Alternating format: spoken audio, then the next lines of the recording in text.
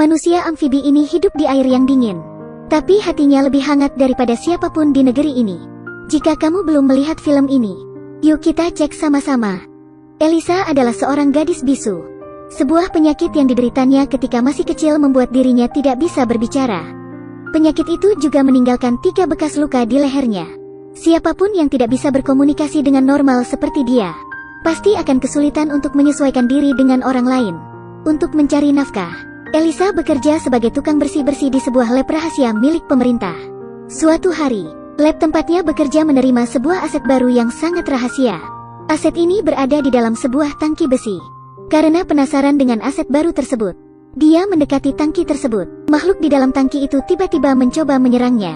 Para dokter segera mengusir semua orang yang tidak berkepentingan pergi dari ruangan itu. Elisa kehilangan kesempatan untuk melihat dari dekat makhluk di dalam tangki itu. Selama dalam masa uji coba terhadap aset barunya, kepala penelitian aset Richard tiba-tiba diserang. 2 jarinya teropotong. Karena peristiwa itulah, tidak ada yang berani mendekati ruang laboratorium. Karena aset itu adalah monster yang sangat brutal. Elisa dan temannya Zelda bertugas membersihkan lab tersebut. Elisa merasa sangat senang. Di waktu luangnya, dia diam-diam masuk ke ruangan di mana makhluk ini berada. Dia membawakan sebuah telur, kemudian mendekat ke tepi kolam tempat makhluk itu dirantai. Makhluk aneh itu berdiri.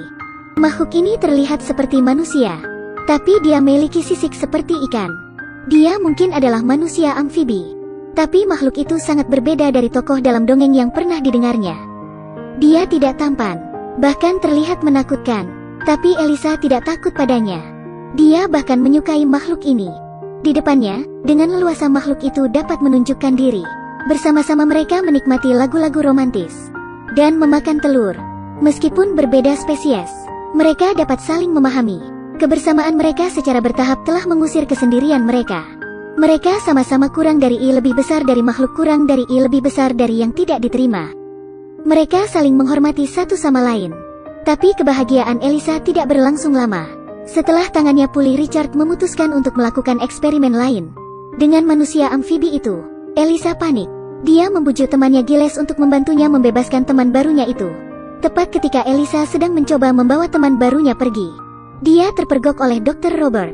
Sangat mengejutkan, Dr. Robert tidak menghentikannya. Dia malah memberikan sebuah kunci dan mempersilahkan mereka segera melarikan diri. Giles membawa mobil untuk membawa keluar teman baru Elisa itu.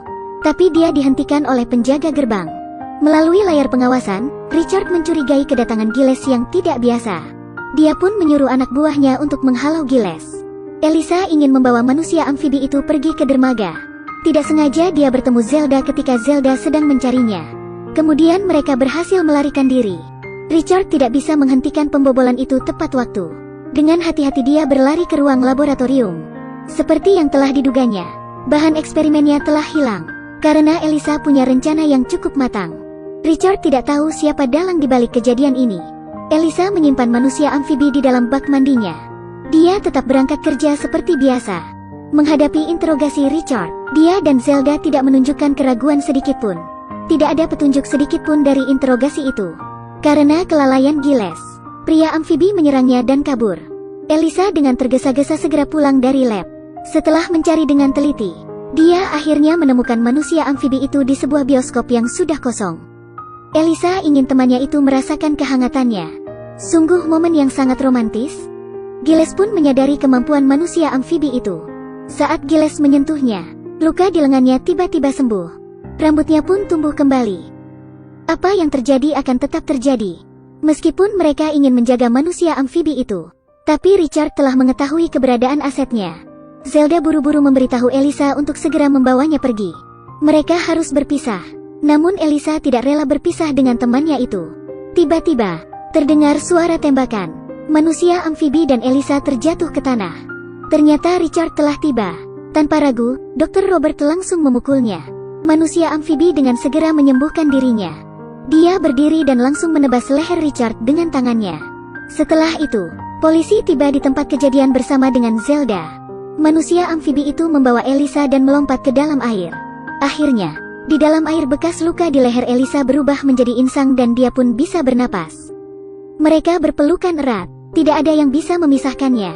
Cinta tumbuh tanpa kata. begitu saja muncul dari lubuk hati mereka. Dan mereka pun hidup bahagia bersama selamanya.